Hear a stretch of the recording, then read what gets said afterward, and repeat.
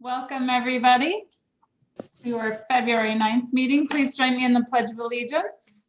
I pledge allegiance to the flag of the United States of America, and to the republic which which stands under one God, nation under God, indivisible, liberty and justice for all. so hard to do when everybody's saying it at different times.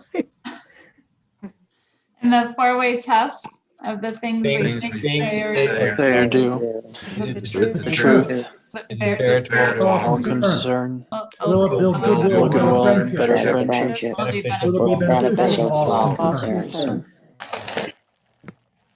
Thank you. Jim Steinberg is up today for our four-way test. Sure. No, I'm sorry, for our thought for the day. No, for the thought of the day. Thought of the day. Speaking, if everyone else could mute, we got a lot of people unmuted, and I don't want to have to come and mute you myself. Thanks. I'd like to cut up one of those saisons pears there, you know? You got it. So, I don't know about anybody else, but after Groundhog Day last week, it kind of reminded me that maybe I feel like I'm living in Groundhog Day, the movie.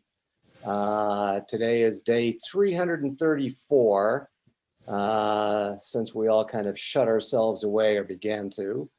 And made me think a lot about time and the passage of it and such.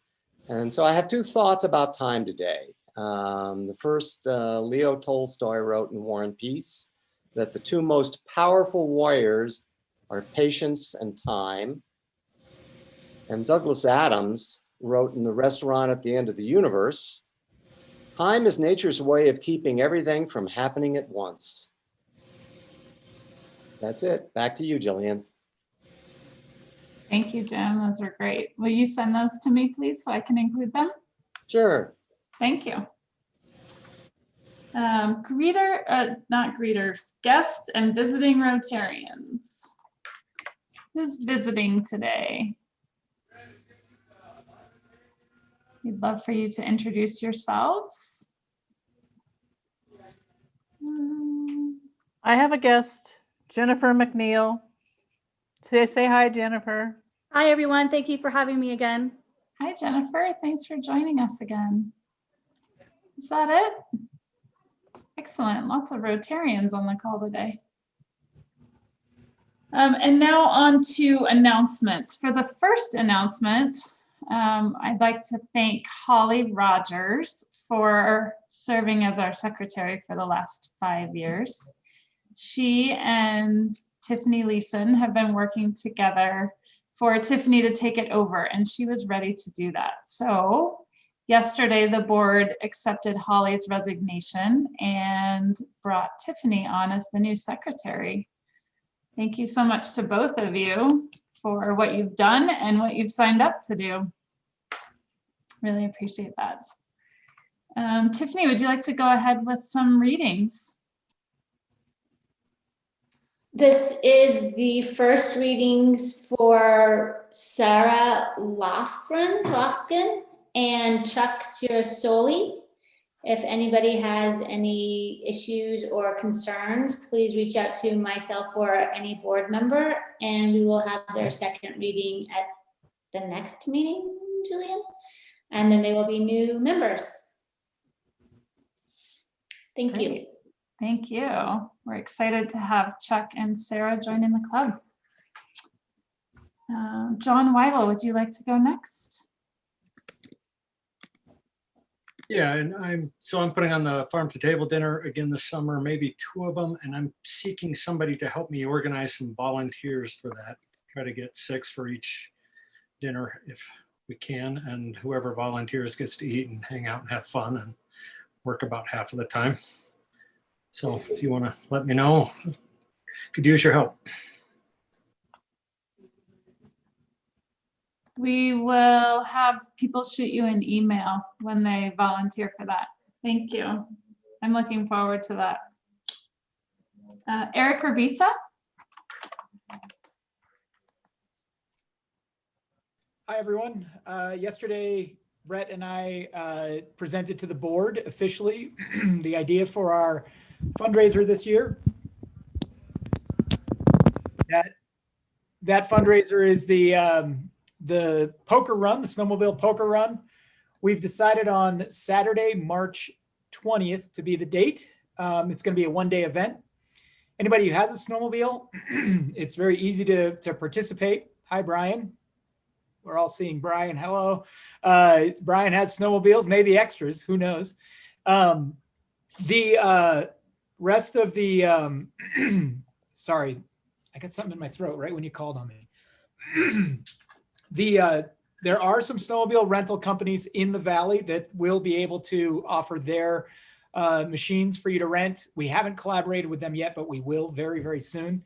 Our first step is going to be to reach out for sponsors. The impact to the community is going to be in two different ways. The first way is that we're going to solicit cash donations from anybody out there that can afford it and would like to participate. We're going to take those cash donations and we're going to purchase gift certificates from businesses that have been impacted by COVID, restaurants, venues such as the Chief and other like Strings. And we're going to make those door prizes for the event. I would like all of you Rotarians to think about whether or not you could donate a little bit of money. If it's enough for a gift certificate, that's terrific. We are going to do the best we can to be as fair as possible to all the different restaurants in the Valley, hitting them up and asking them first come, first serve who wants to apply. But essentially, we're going to purchase those as a cash injection to those companies right away. The sooner we get money, the better. Also, if you or your business wants to sponsor, we would love that as well. We've got opportunities for marketing for those businesses that do sponsor. We're going to have a poker run as one of those events where you stop at 5 to 7 different stops throughout the day. Each of those would have a place that we could put up banners and things like that. We're also going to do a silent auction on the day of the event. And the registration fees themselves are going to help generate some money. So when we generate those funds, we're going to use those funds for, hey, thanks, Dan Bonner, putting them down for $500 right now for THBK. That's awesome. We are going to use those additional funds to give back to the community through Lift Up. That's one way to not just help the businesses, but also help some of those who are employed at the services and the restaurants and the businesses. And as you guys know, Lift Up not only helps with food, they help with utilities, rent, and however the community is needed, however they meet the needs within the community. So we're really excited about this. I'm going to put my email address in the comments. So please feel free if you would like to donate. We'd love to sign you up.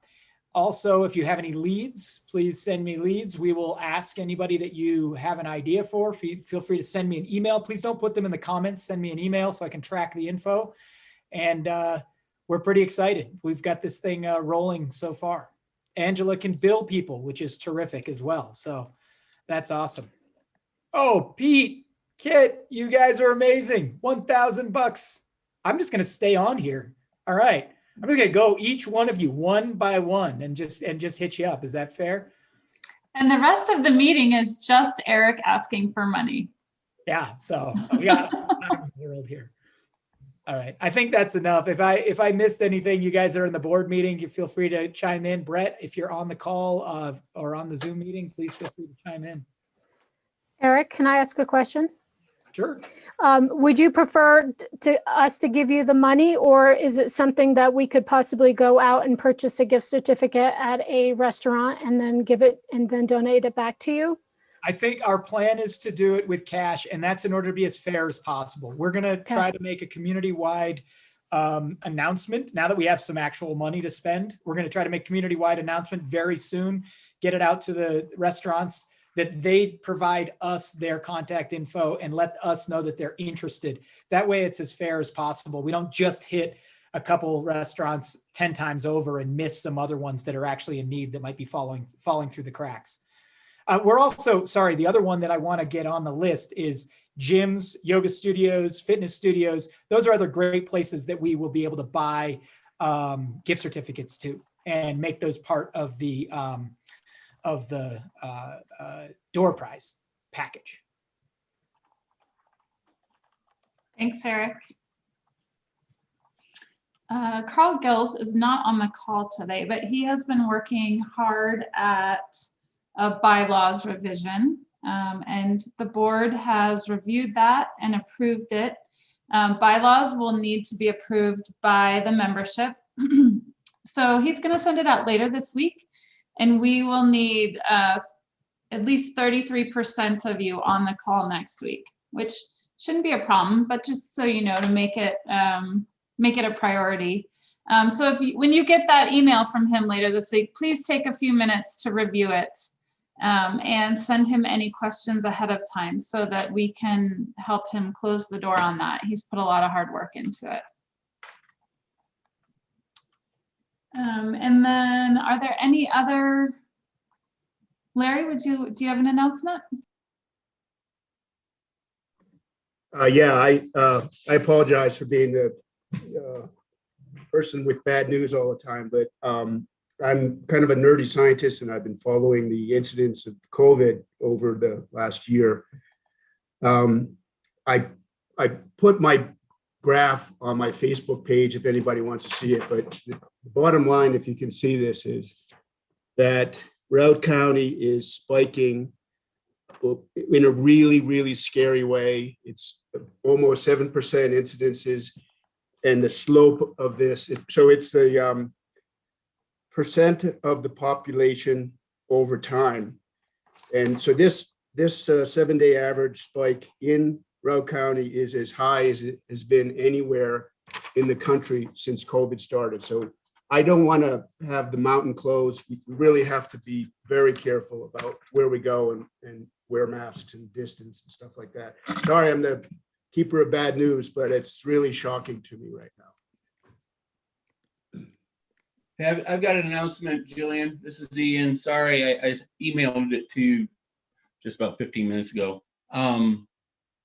This is short. The Rotary Youth Leadership Awards camps for 2021 have been canceled as far as in person, and they are considering virtual options. I will keep you updated as I learn more.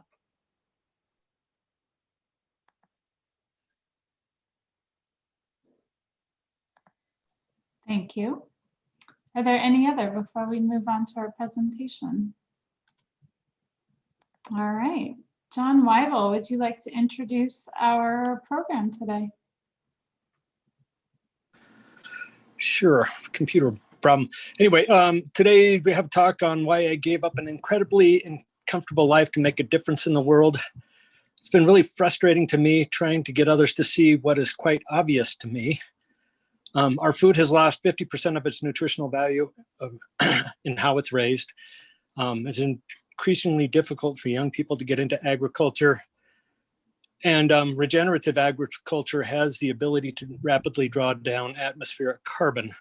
Seth Itzkan with Soil for Climate is trying to affect change in Washington and also working with the Messiah in Kenya to bring forth positive change in this area. And I will turn it over to Seth. Oh, well, good afternoon, everyone. Thank you, John. Just a quick confirmation. Can people hear me? Yeah, you're all set, Seth. Okay, excellent. Well, John, that was a pretty brief introduction, but thank you. Friends, I know John through the Soil for Climate Facebook group, and we were founded in about 2015. There's upwards over 21,000 members now. And John has been active and we've become friends, and he's a producer. And so my organization, Soil for Climate, advocates for soil as a climate solution. But in reality, of course, it's an everything solution. It's a food, it's a water solution, it's a food and water security solution. And in the pastoral dryland areas of the world where we're most active, it's really a cultural integrity solution. I mean, it's really about the survival of all pastoral people around the world. John wanted asked me to give a presentation about sort of the science of soil as a climate solution, and then also to talk about our project in Kenya. So is that everyone's sort of understanding of what we're doing now? Just want to confirm, because this is a pretty intense topic, and this can be a pretty intense subject matter, you know, to get into with detail. So first, let me say it's an honor to be speaking to this group today, and I was really delighted when John asked me. You know, I've heard about the Rotary Club since I was a kid, you know, and I didn't really know that much about it, but you know, it's a highly respected international organization. And Soil for Climate, frankly, is trying to become a highly respected international organization. So it's a great honor for me to speak to you. So what I'm going to do is I'm going to do an quick sort of introduction about our organization, and then the science, and then the project in Kenya. Now, don't worry, there's not going to be a quiz. Okay, so I need to share my screen, so let me do that now. And then, so I'm in the PowerPoint presentation, and then I guess I go to view. Okay, can people confirm that you're now seeing the title slide? Everything looks great. Okay, all right. So, so again, we're Soil for Climate. Our motto is restoring soil to reverse global warming. That is how I got into this. But, you know, the reality, like I said a minute ago, is, you know, global warming itself is somewhat of a controversial topic. And to the people working on the ground, you know, what matters is just food and water, you know, and nutrition. You know, that's what really matters to people at the end of the day. Nonetheless, this is a profound climate solution as well. So it's really all of the above, and there's lots of places to be engaged with it, depending on what is your priority. But just some background about the organization. This is us sort of around the world. COP21, that's more popularly known as the Paris Accords. The 2015 in Paris, we were there for that. These are some various famous people. You may recognize them, you may not. That's Vandana Shiva in the bottom left. That's Hunter Levin. She started Project Drawdown with, oh my God, okay, I'm just gonna go on here. Just sort of, you know, just various people around the world. That's Bill Muma on the top left, one of the leading climate scientists in the world. This is our colleagues in Kenya in the bottom right. This is Bill McKibben, the founder of 350.org. This is Ratan Lal. This is the world's leading climate scientist. Anyone who studies climate science finds out about him on day one. And then these are kids, so sort of like, you know, sort of a fun, you know, youth movement as well.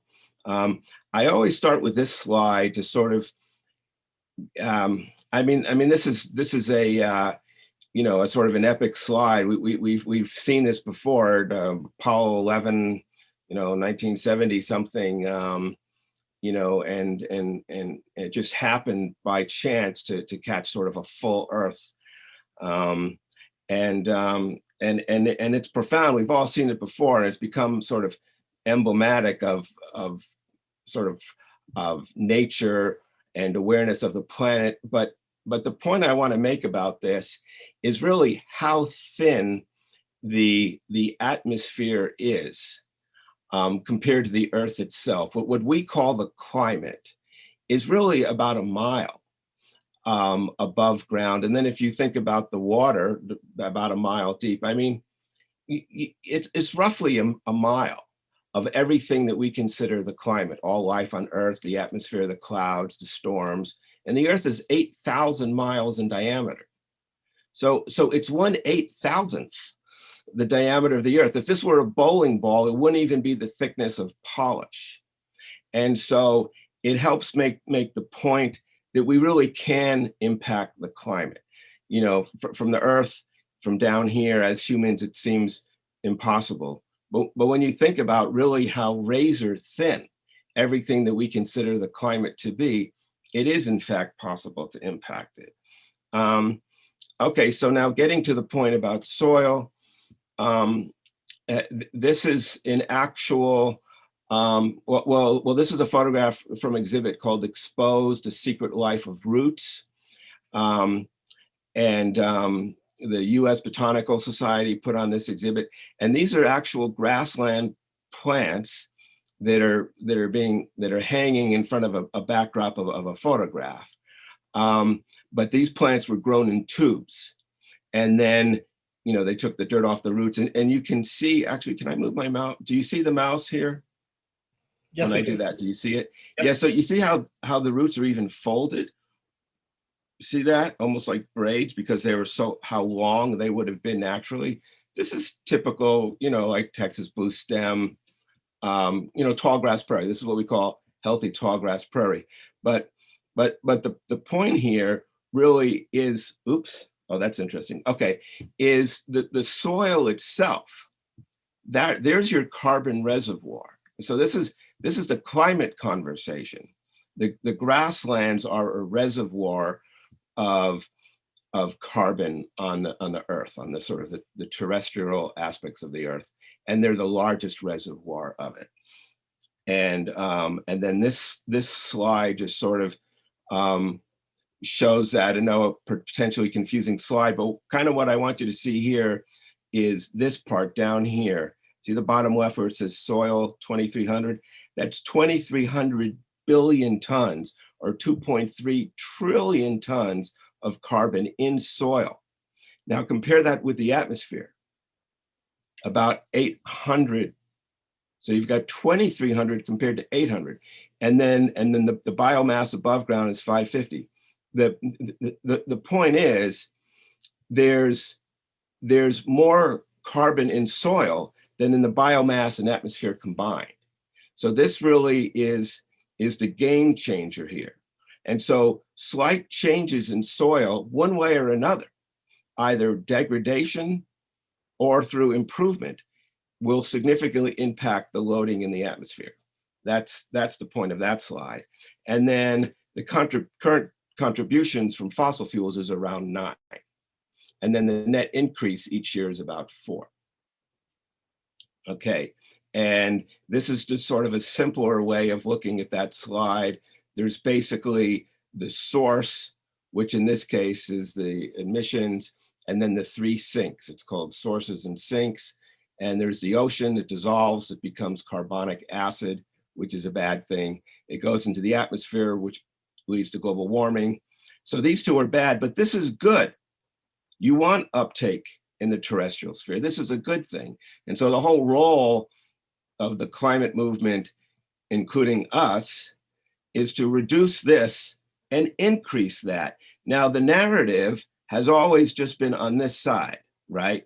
The narrative is always that, well, fossil fuels are bad and it's going into the atmosphere and into the ocean. But you see, there's another narrative now that we're talking about, which is increasing this, increasing the uptake through improving soil.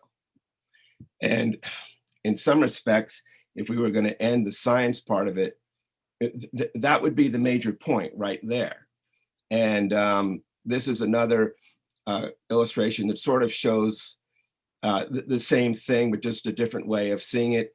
You've got the emissions coming up, and then you've got these natural sinks. So a certain amount is uptake or drawdown by the land and plants anyway, right? A certain amount dissolves into the ocean anyway. This is sort of another way of seeing that previous slide. But what we want to do is this. We want to increase the drawdown. And we want to increase it enough so that we're actually reducing atmospheric carbon dioxide. So the previous slide, you see the growth. We need to increase the drawdown. And you do that through improving soil.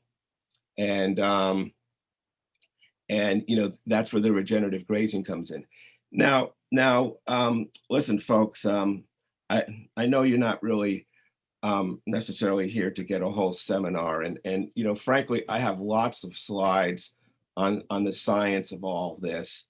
And I don't want to bore you to death getting into all of it, but let me just jump ahead here a little bit.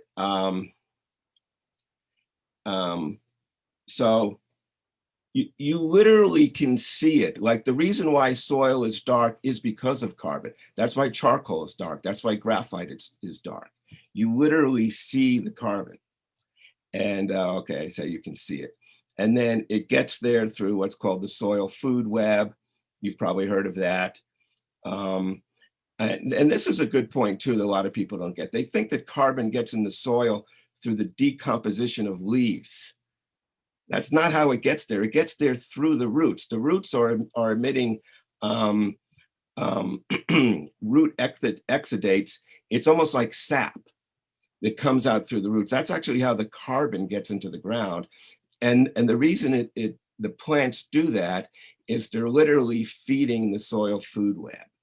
And something like 50% of the photosynthetic process of a grass is literally given away to the soil, as opposed to trees. What they give very little away, they keep it for themselves and they grow up. Whereas plants are giving it away into the soil. And there's an interesting sort of evolutionary strategy, the difference between plants and grasses. But at any rate, as a result, grasslands are the largest carbon store. And this is sort of is similar to the slide we saw before with the roots.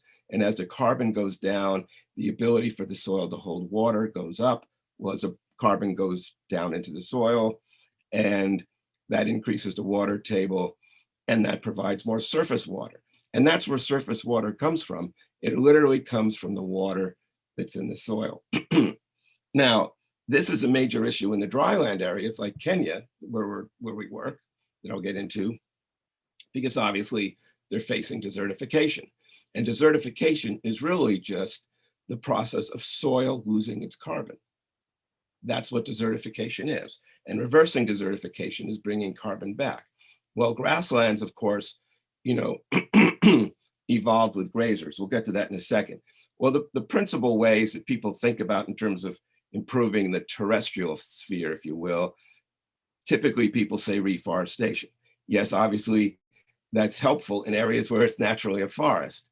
And then organic food production, no-till cropping, all right? These are the type of things you normally hear. Biochar, there's another one. But this is really, this is really the main way in which carbon gets into the soil, is through the coevolution of grasslands and large ruminant herds. And that's really our focus, is restoring the grasslands of the world by bringing back a proxy of those large ruminant herds, which is the regenerative grazing, or the holistic plan grazing, or the AMP grazing, that's the technical term, adaptive multi-paddock grazing. And that's really was John's interest, and he knew that was my interest, and that's why he invited me, and because that's what we're doing in Kenya. So we're trying to restore the grassland soils through this regenerative grazing process. Now, again, let me just step out of here for a second, because there's so many slides, and where I really get into all the science here, and I just don't want to bore you all with it right now. But basically, the story of desertification around the world is the story of the loss of soil carbon, which in many cases is the loss of the ruminants, of the large ruminant herds that made the grasslands possible in the first place. Let me just show you some of the type of the restoration. Let's go here, for example. It's almost unbelievable, but there you go. This is in the Karoo in South Africa. I've been to this spot. I call this fence the paradigm fence, because it's literally a separation of paradigms. On one side, you have a healthy savanna grassland, and on the other side, you have a desert. How is that possible? And I'll ask a question. I'll say, well, which side gets more rain? It's like, okay. Well, presumably, at least by the fence line, both sides are getting the same amount of rain. Well, what's the difference? Then I'll say something like, well, which side has more animals? Which side has more livestock? Okay, now we're getting into a little kind of some, slippery slope territory here. Well, the healthy side on the left has 4 times the density of livestock, 4 times. The fact is, the side on the right is suffering from a lack of animals. There aren't enough. And you notice how there's no grass at all? On the right side, that's just shrubs, right? There's not a blade of grass over there. All the grass is on the left because the grass needs the animals. And this is the same spot. This is from Google Earth, the exact same spot. You can see the difference from space. And, I don't know about you or how involved people are there. I know John is eyeball deep in this, but the constant drone that animals are bad or livestock are bad, it just drives us nuts. Livestock are the only thing that's going to restore these ecosystems, managed properly. And then here are examples of the type of restoration that's happened at the Africa Center for Holistic Management in Zimbabwe, where I've been many times. So this is Alan Savory's, managed property. And in terms of the evolution, so what you have is what was bare ground for decades. So the large herds are all gone. There aren't tens of millions of wild ruminants anymore. Okay, there's scattered numbers here and there and a few predators, but for the most part, they're gone. And so we have to restore the type of impact they had through managed grazing. And you see the kind of restoration here. And in the top slide, you see it says appearance of annuals. This is a plant called Aristida. It just sort of weaves along the surface. Then you start to get a denser pack, and then you start to get the perennials. Now the perennials are just starting to show up. And then now you see the transformation. And then there's me. And now you see the bigger perennials showing up. So what are those perennials doing? They're putting down those deep roots. They're emitting soil carbon. The soil carbon of this whole area is increasing. And I went back to that spot several times. So this is during the wet season. The point here is not to look at the difference between green or brown, because dry season is brown. The point is to look at the difference between cover and no cover. That's the issue, not to be fooled by green versus brown. It's cover versus no cover. But what's going on here is now this type of plant called Panica maximum, this is what they call a high succession plant. This plant can only exist in very good soil. See the tiny little seed heads? It has their, I guess locally they call it guinea grass. And then here I am with that plant. And notice the nodules, the nodules here. And then see down here, see the centipede or whatever that is. And then the fungi, the fungus here. It's hard to believe that this is this spot. I'm literally standing on this spot about 10 years later. Exact same spot. And then here's another place they call this the elbow site, because that kind of looks like an elbow there.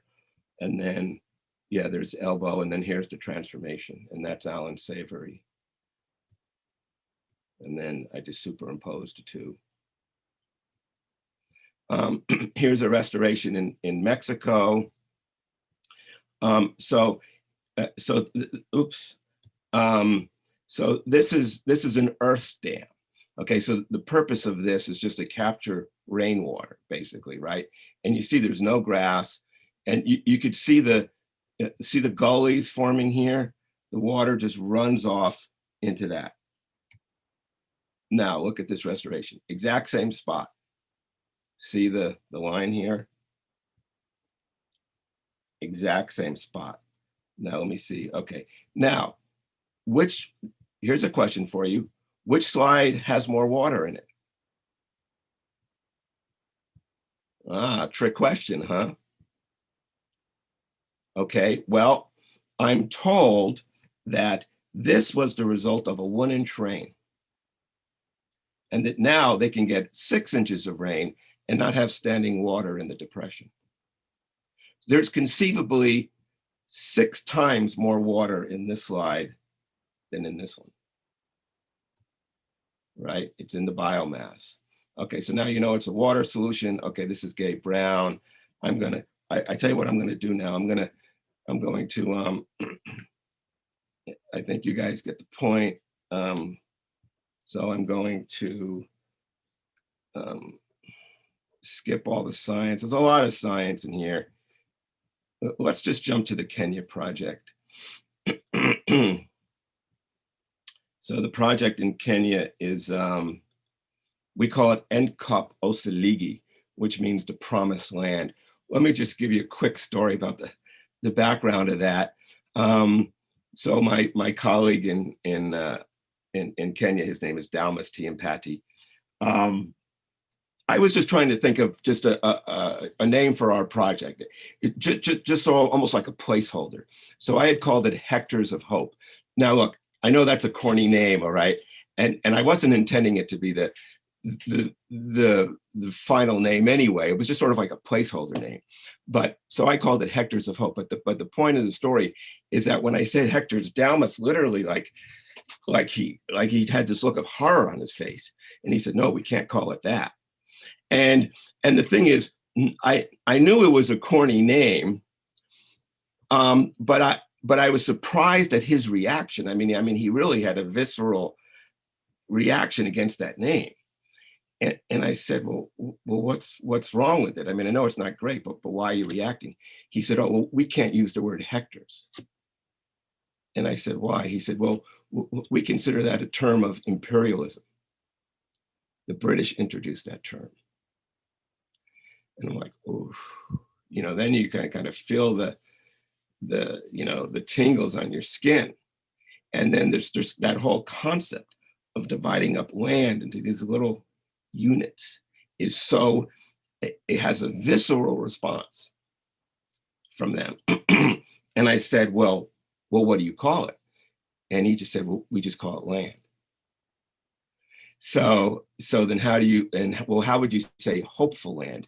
And he said, well, we would say Enkop Osiligi, which means promised land. And it's literally, that's literally how it appears in the Bible. So in the Maasai language version of the Christian Bible, this is the phrase, Enkop Osiligi, meaning the promised land. And so the slide on the lower right here is all of what's called Maasai lands. Oops, Maasai lands, oh Jesus, hang on. But Maasai lands is really kind of like a virtual country. There is no real specific place that is technically Maasai land, but it's an approximate area of between southern Kenya and northern Tanzania, where the Maasai people are predominantly, and are the predominant stewards of the land. And then I'm working in an area called Kajiado in Kenya as a region, and then top right there is the actual watershed. So that's an Enkop Nalala catchment, and that's excuse me, I'm losing my voice. That's where we're actually working. And then this just shows a picture from the globe of what's called Maasai lands. And then it just happens to be about the same size of Iowa. And so I'm just sort of making a comparison there to kind of bring it a little more home, so you can kind of visualize it in that sense. And and again, so here's the current situation. Completely depleted land, desertification, famine. This is sort of northern Kenya, southern Sudan. And they say it's a drought, but lots of times it's really not a drought. They're getting as much rain, but there's no infiltration. And so it seems like a drought to Westerners. And actually what's happening now is they're getting more rain because the Indian Ocean is warming up. But it still is, they're not getting the infiltration because they've lost the soil carbon. Here's my colleague Dalmas. And then, so this is what we've done so far. We've have done the holistic, the training and holistic plan grazing. So these are some instructors from the Mara Training Center in Western Kenya. A bunch of the herders went to the training center and then the teachers came to the village. So this is just showing pictures from that.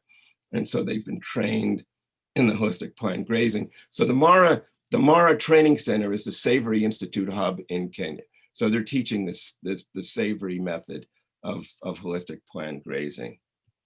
And then, so here's my colleague Dalmas. These are the animals that we helped purchase. You see he's managing them in a tent, in a dense group. So they're being managed for restoration as a proxy of the wild herds. This is him again. Okay, more of the community involvement. And so the project is a collaboration between Soil for Climate and the Maasai Center for Regenerative Pastoralism. And then these are some of the interventions. So we did build an earth dam. So that's what this is. It's an earth dam. It's only just to catch water.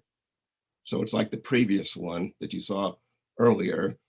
Until the land is fully restored, you still, anyone here does grazing, you need water for the animals. We built a new corral for them. We bought a bull. People here know grazing know how important it is to have a bull. And then we're helping them buy cows. And so our fundraiser is, is to expand the grazing program there. And then there's involvement with the University of Nairobi. Eventually the students will come in and do ground truthing, measuring soil carbon on the ground, measuring infiltration, water infiltration rates, measuring plant biodiversity, all the various indicators. And so our aspiration, hope for a troubled region. And so the current goal is to grow the herd from 100 to 250 animals, graze on 1,000 acres, approximate cost 50,000 startup, and then 1.5K per month thereafter. And we're saying for $300, we will buy a cow in your name. So you can name the cow symbolically. And then I like to close with this quote. I'm going to hold the Maasai Club. Can you guys, can you see the club there? I got the virtual background going. Okay.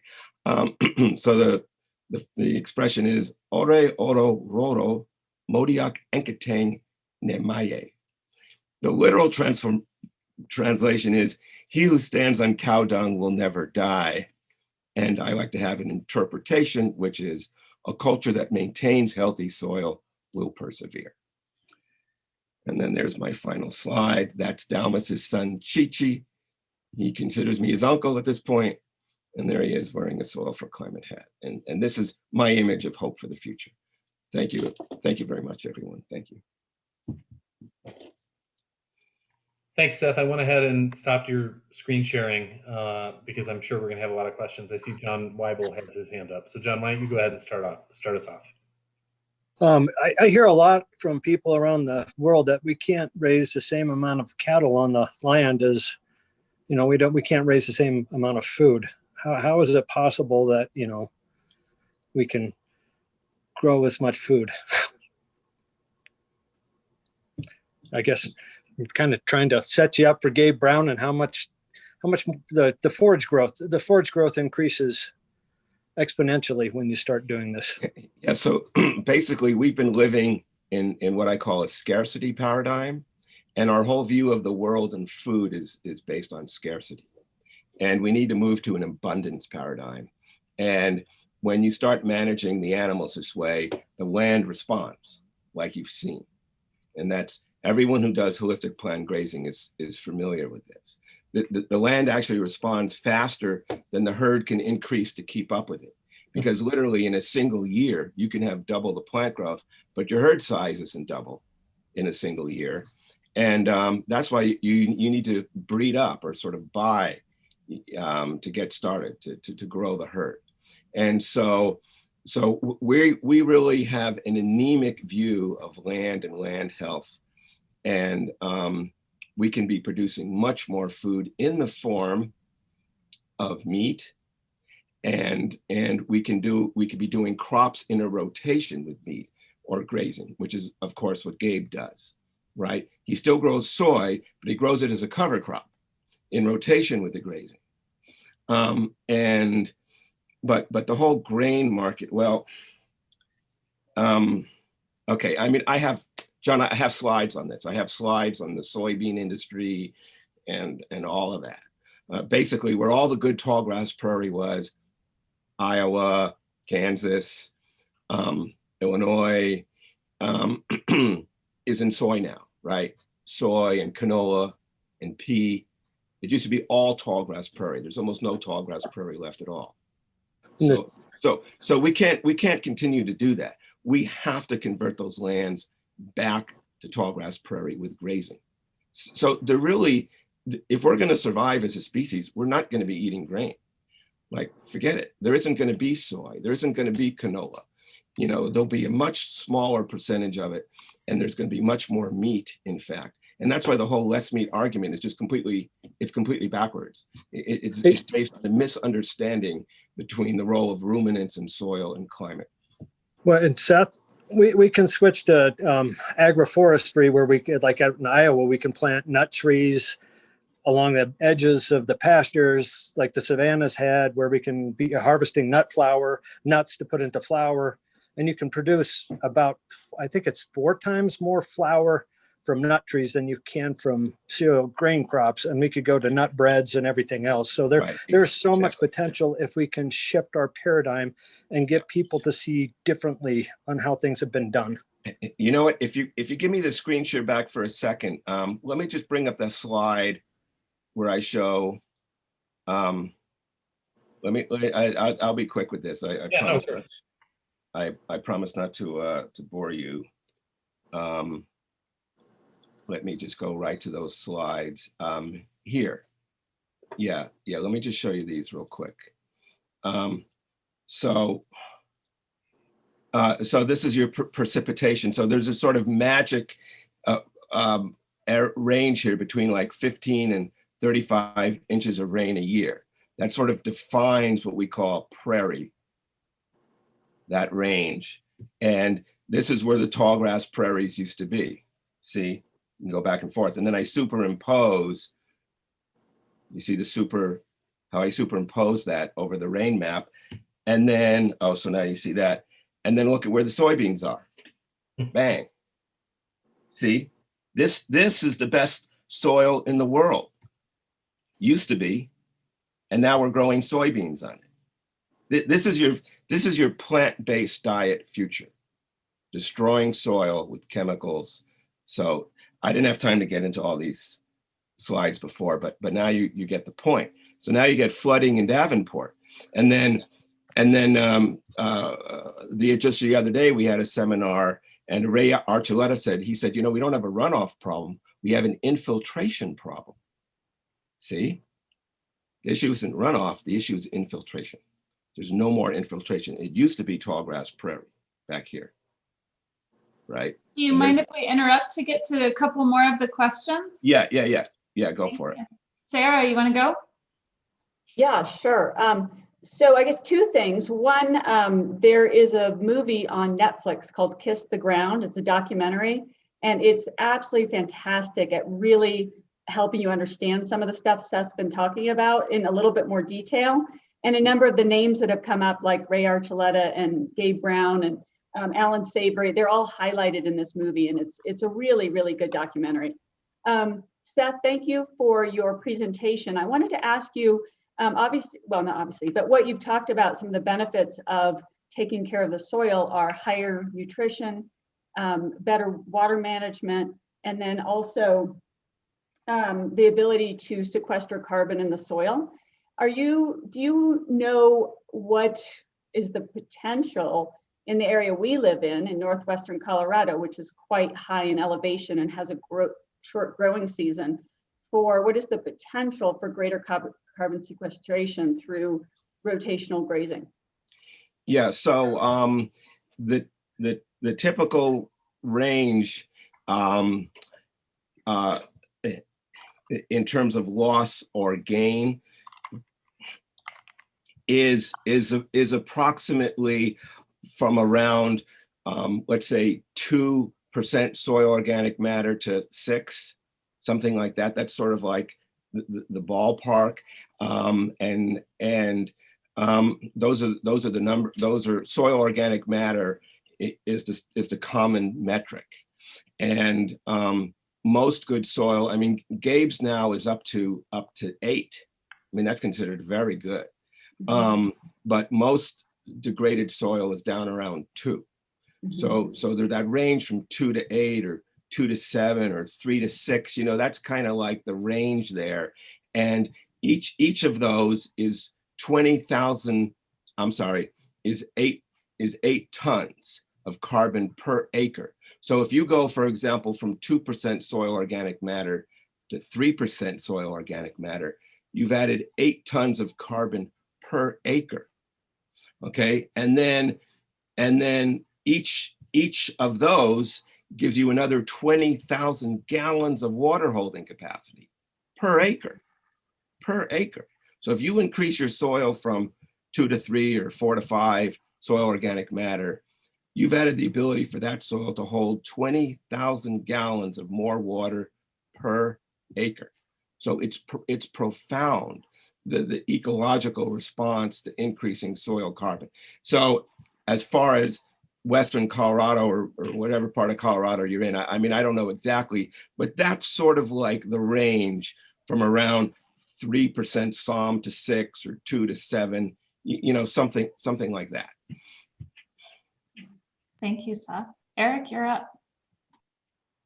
Sarah, thanks for asking those questions, because you actually answered some of the answers to the questions I was going to ask just got answered. But to play off of that further, based off of some brief conversations I've had with John and kind of reading between the lines here, Seth, not just the paradigm shift, but what are the basic nuts and bolts of this theory and of this plan? Is it, we live in far northern western Colorado, where there's lots of BLM land with lots of ranging cattle. I'm reading between the lines that that's not the way, is not to just dump more cattle on the land. I imagine you mean like moving them around or managing them more actively. I haven't heard that said, and I never got a chance to have John really explain it to me. And reading between the lines, I would guess that we get quite a bit of moisture, even in our arid northwestern climate, and the soil is very degraded. And I think it's been, you know, openly grazed for many years with lots and lots of barbed wire strung across it. Can you tell us what the difference would be in our climate, in our area? Yeah, sure. I mean, it doesn't really matter what your area is. The general approach has to be the same. You need a denser herd more frequently moving. You know, it has to become like a proxy for what would have been, you know, a wild ruminant herd. There would have been hundreds of thousands, you know, of animals together on a heavily hitting an area for a very short amount of time. And they might totally trample an area, but not come back for a year, you know, or, you know, the next rainy season. And they would never eat the grass all the way down to the bottom because they wouldn't stick around that long, right? They'd make 1 or 2 bites and then they'd be moving on. There's something called competitive grazing. The animals are actually competing with each other to get that first bite off the, you know, the top of the grass is where all the nutrients are, right? So Seth, that does sound like a paradigm shift just to make baby steps in an area like this. I've heard in the past, maybe 25 years ago, people talked about reintroducing herds of buffalo to these areas, to bison to these areas, because naturally they want to move, naturally they're larger herds. their hoof shape, everything about it evolved for this area. Is that something that you guys have tried to take on? Or Well, I mean, the whole topic about buffalo is interesting. And John can tell you more about this too, because we have this, romantic image of it. Of course, there were also wolves, right? And there were also pronghorn and antelope and deer and prairie dogs. I mean, there was a whole ecosystem that kept the thing moving. It's not just dropping in some buffalo or cows. I mean, either it's a domestic animal and it's being managed as a proxy of a wild herd, or it's a wild herd and there's predation, right? So either you have the wolves in a wild herd, or you have a domestic herd and you have humans managing them properly, And so the question is, well, what role are buffalo going to play? Well, you can do both. You can have a domestic herd of a couple hundred or even a couple thousand animals being moved in this proper way. That will be restoring the land, which will only help the buffaloes. Now, this is assuming that there are still some wolves left, right? It's still a somewhat of a real indigenous ecosystem, if you will, native ecosystem. And so, and the irony is that it's the domestic animals which help kickstart the restoration, which allows the wild animals to even do better. And that's exactly what's going on in Africa. For example, in my virtual background here, this is the same spot. I showed you these slides earlier. Well, if you were a wild animal, if you were an elephant or a giraffe, where would you want to be? You'd want to be here. So in fact, that's exactly what's happening. The wild animals are coming back to this spot. And ironically, at the official national park, the Victoria Falls National Park, only a couple of miles from this spot, aren't even any more elephants there anymore. They're all coming here. So the relationship between the wild animals and the domestic animals managed in a restorative way is really sort of fascinating. But you can't have this idea that you're just going to like drop in wild animals and all of a sudden the land comes back. It's not like that. We're going to give you one more minute for our last question. That's Steve Jensen. Do you still have one, Steve? Unmute. You mentioned soybean production, and I think the common understanding that I frequently hear portrayed is that soybean actually restores nutrients to the soil, that it puts nitrogen and other things back. How do you reconcile that image with what you've been indicating? Right. So soybeans and all legumes in a traditional prairie are about 8% of the prairie. So yes, they're doing nitrogen fixing at 8%, occupancy of the prairie. Well, now you have all of Iowa is now soybeans. I mean, that's not a natural system. That's an industrial monoculture system. And the irony is that here you have a nitrogen fixing plant, but naturally, but we're still adding nitrogen fertilizer anyway. And we're getting actually 2 doses of nitrous oxide coming off of soybean fields. One is from the fertilizer, but the other is frankly from the abundance of the soybeans, which wouldn't normally be in a situation like that. Normally, yes, they'd be about 8% of a natural prairie. So yes, they are nitrogen fixing in a normal situation, but not in this monoculture industrial agriculture situation. Thank you, Seth. I think that if we let this go, we could stay on here for another hour or 2. Oh, goody. Yeah, that was, you kept saying you didn't want to bore us, but I don't think anybody on here was bored for a minute. Thank you. I'm going to send out an email later with a link to your website, and Mark's put a couple of things that Mark and Jeremy have put some things in the chat that people can look at. If you're willing to put together some of those slides and email them over to me or John, I'd love to include those too, and take them home for some table talk with my kids tonight. Yeah. Well, it's too much for email, but what I do is I just share the whole thing on a Google Drive. Perfect. And I'll give it to you that way. Great. Thank you. Well, we're going to move into good news now, and we'd love for you to stay. And if you have to get off, we totally understand. Thank you for joining us today. Okay, is it okay if I hang around just out of curiosity? We would love it. Yeah. Okay, all right, thanks. Thank you. And Carrie Shea has agreed to do good news for us today. Thank you, Carrie. You're very welcome.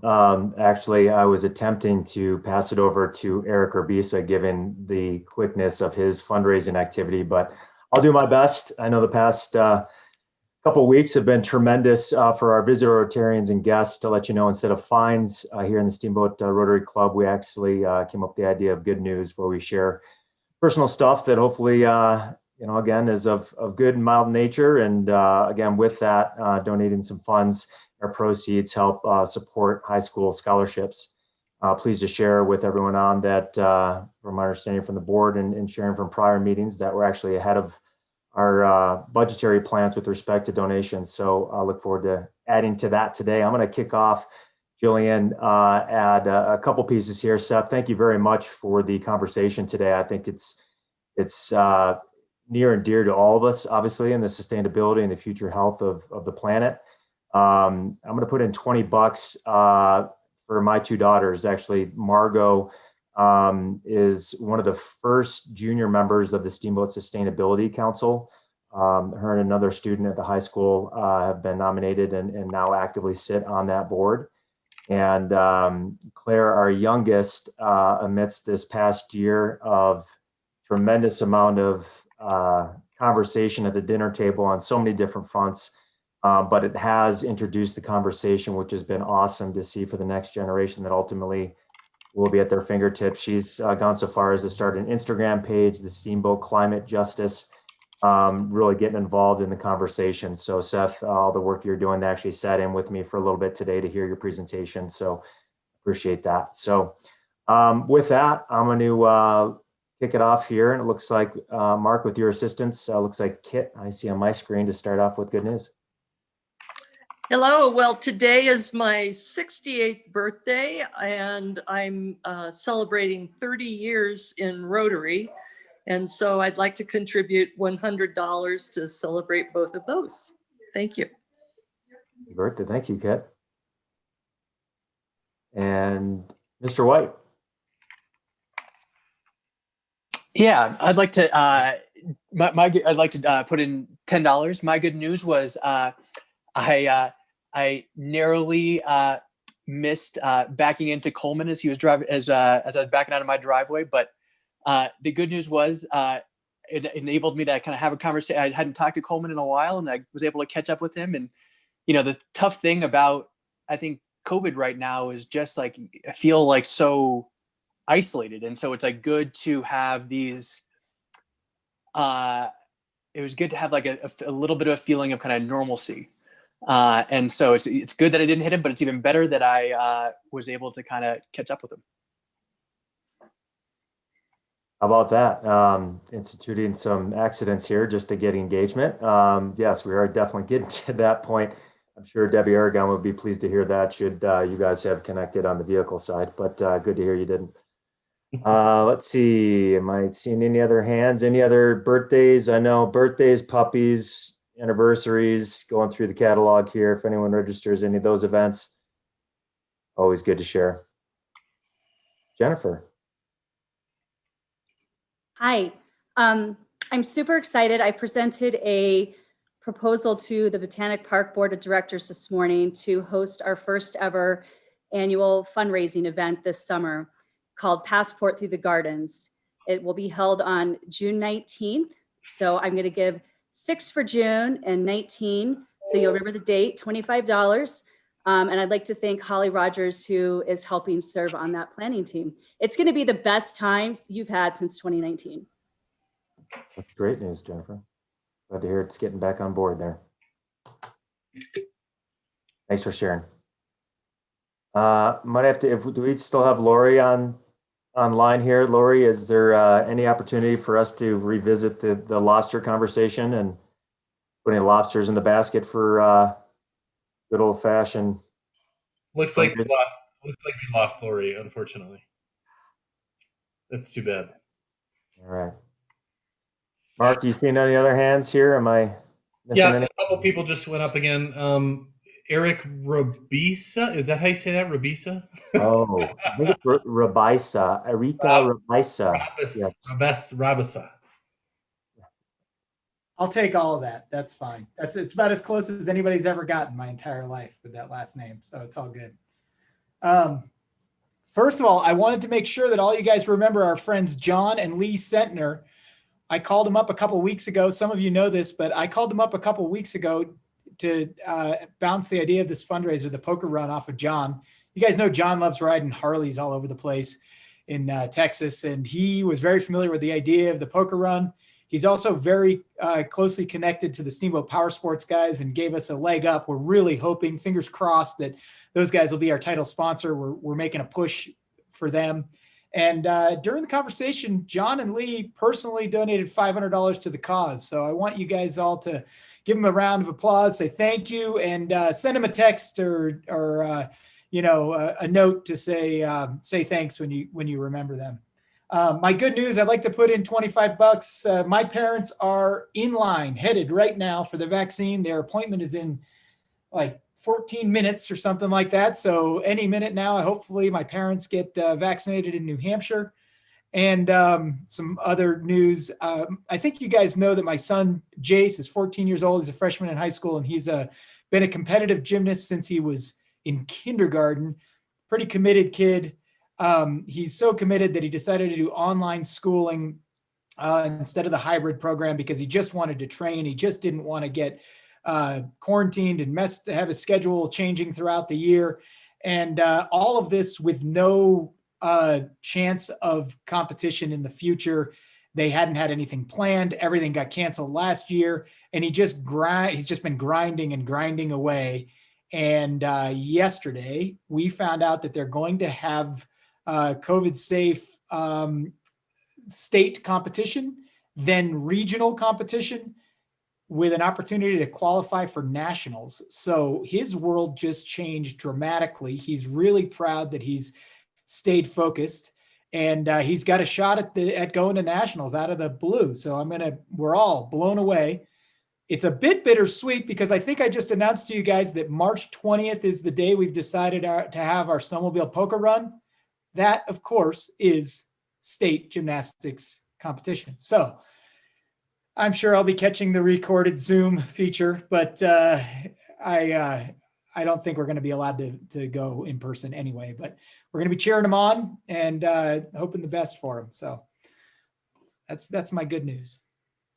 Eric, thanks for sharing, and great job on putting together the fundraiser, and great to hear again the kids getting back in action. Obviously, it's been a long time, but they're ready and roaring for it. So great to hear. Gonna move on. Looks like we got a bunch of hands perking up here. So great to see. Move on to John Weibel. So I'll kick in $25 since I didn't have to publicly speak about that. And I'll buy Seth a cow, and we'll call it Steamboat for the Steamboat Rotary Club, if that's okay. Tremendous. Great. Thanks, John. Yeah. Thanks again for organizing. Again, great conversation presentation today. Mr. Hammond. Good afternoon, everyone. Seth, thank you very much for the program. When I was 18 years old in 1975, I was a Rotary exchange student in Rhodesia, which is now Zimbabwe, and I visited Victoria Falls and many of the other places that you showed us. And boy, that landscape is like no other anywhere in the world. Thank you for the program.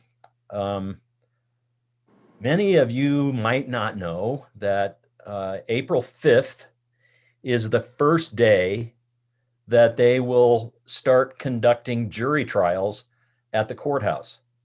So it's 13 months without a jury trial, and they are stacked up like crazy. I've got 14 of them scheduled. I don't know. They could get jury duty. Anyway, put me in for $25 because I've been going to court every week, dressed for court from the waist up. All right, April 5th into 6th. You got to make sure your pants are ready to go there, Chris. All right, Holly, you're up. All right, thank you. I just, Angela put me down for $25.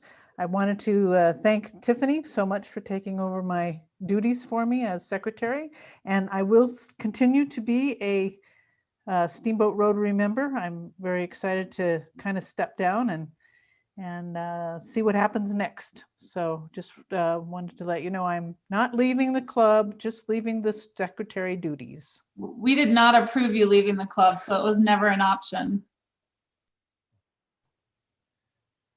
Well, thank you, Holly, for all the years of keeping us organized and together. So thank you, and hopefully you can enjoy some additional free time there for you. Moving on to Ian Engel. What do you got for us today, Ian?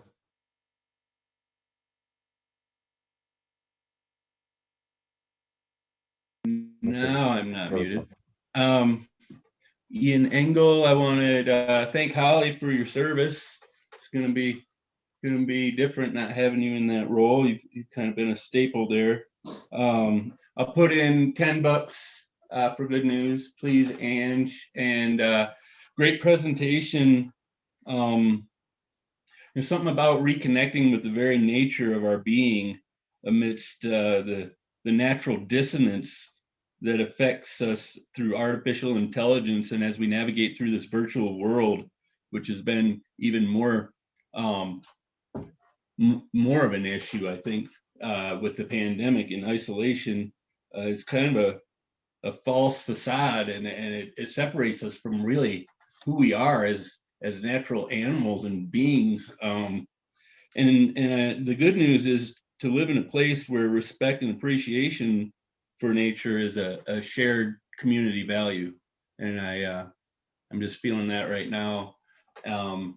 Similarly, feeling good about our community in the midst of the challenge of supporting people with disabilities to live safely in our own homes, and the effects of isolation there. We've seen huge upticks in suicide and mental health issues, and it's just really difficult. And it's extremely challenging for my staff and other nonprofit partners in the community. And I'm just really proud of where we live. We've come together time and time again to face the challenge and step up in mutual support of one another for the betterment of our community as a whole. So that's my good news today. Thanks. Ian, thank you. And I was flashing to not too long ago, Mike Roberts, and you are gifted in channeling perspective, and appreciate always you stepping up to share your good news, my friend. Well said. Well said. Melissa Gibson, how are you today? Thanks, Carrie. I'm good. Hi, everyone. Holly, thanks for your service. You brought me into the club, and I appreciate all your efforts and time. So cheers to you. And I will throw in a sad, perhaps a $22 in hopes of a 2022 Chiefs Super Bowl win, because God, Sunday was awful. So there's my sad news. Well, you were there. You made it to the final game. We just, let's get Mahomes' foot back together, and I'm sure he'll be back at it. Guy is He'll be back. Amazing. For sure. No, sad effort, but they had plenty of things against them. But we did make it there, so got to be proud of the boys. Yep. I'm a Detroit Lions fan, so you guys are doing just fine. Looks like we've got Steve Jensen next up. Steve. Yes, I'll give $10. Today is a 1 month, 4 weeks from when I retired from the district attorney's office in Jefferson County. And, ironically, it was 1 year ago, I think this week, I concluded my last jury trial in Jefferson County, not knowing that pretty much everything was going to be shut down after that. It was a horribly tragic double homicide case, and the defendant received 188 years in prison. And but it was hard to believe that jury trials would shut down for almost completely. We did resume with a few trials for a little while, but for almost an entire year. And so I'm looking forward to the criminal justice system getting back to normal, but even though I might not, probably won't be trying any cases. Steve, thanks for sharing. Mark, anyone else, or Jillian, anyone else that didn't happen to see come through in the chat or raise hand? I'm not seeing anyone right now. Okay, Probably well, bill Mark $10 for leaving early. What was that, Jillian? Don't you think we should bill Mark $10 for leaving early? Oh God, yes. Yeah, I'll take the fall on that one. Lori. I was going to just say a couple of things about good news. Thank you, Seth and John, for a great presentation. Super fun hike this morning with Tiffany and Stacy. Great way to keep connected. It's really the only social that I do anymore is get out and hike and skin with people. Also, Carrie Shea, you were talking about the Detroit Lions, but Chris has got you beat because he's a New York Jets fan, which I think is worse than being a Detroit Lions fan. And then I see that, Ian, sort of. And then also Carol Johnson had to leave early. Karen had a birthday, and Brad Meeks put money in for good news. And then I also just wanted to put in a plug because Emma Roca, who has won the Run Rabbit Run back in 2015 and has run it 3 times and was on the World's Toughest Race, is going to be our program next week from Spain. She's on the Spain team. And if you haven't seen that series, it's on Netflix. It's it's fun to watch with your kids. My kids loved it. I am probably going to have a ton of guests next week because there's so many people that have seen it and enjoyed it. So I'm looking forward to having that as our program next week. So, and that's it for me. Oh, and I'll put in $25. Great, thanks, Ange. And thanks everyone for sharing good news this week. That's it. Madam President, back to you. Awesome. Thank you, Carrie. I just have some upcoming things just to tell you about real quick. Of course, on 3/20, there's the poker run. On February 22nd, Carl Gills is going to do a virtual happy hour, so there will be login information for that, but keep your night open. The Rotary Ski Day is still, fingers crossed, set for March 16th. And then I spent some time going through all of the Rotary International emails that we have gotten recently, and there's some really cool stuff coming up. So there's an RI webinar, Exploring the Black Experience in Rotary, on February 25th at 3 p.m. And they have opened that up to 500 people. And then there's the district business directory. I saw a few of you got on there, but it doesn't cost anything. You just have to shoot an email over to Chuck Rutenberg, and they will add your business, all your contact information in there, and distribute it district-wide, which is a nice way to get other Rotarians to frequent your business. And then the Rotary Club of Fort Collins is doing a 3-part series that everybody's invited to. The Radical Center, Building Bridges Across, oh, my typing is horrible. Access, I put, Building Bridges Across a Red-Blue America. So I will send you the information on that. But the first speaker, who's tomorrow, is Dr. Melba Patillo-Beals, who will share her experience as one of the Little Rock 9, a group of 9 African-American students enrolled in Little Rock Central High School in 1957. So it looks like they have some really neat speakers, and also open to the whole district. And then there's also an opportunity on a district level, if anybody wants to get involved in the youth exchange program. We have one of the most active ones in the country. You just have to reach out to Beth Vandeweghe and let her know, because she is looking for new volunteers on that. So I'll put all of this out there and hopefully include some of Seth's presentation and lots of those links that everybody put in. There's so much good conversation. Thank you all for being here today. And if you want to stay on and chit chat for a little while, we'll keep it open. Oh, Seth, go ahead. Yeah, I just wanted to thank everyone and just mention someone brought up the Kiss the Ground movie that's on Netflix. So Soil for Climate was a technical consultant to that film. Oh, and cool. we're very close with the makers in that movie. Very neat. Well, I will include that and we'll be sure to watch it at my house. Thank you, Seth.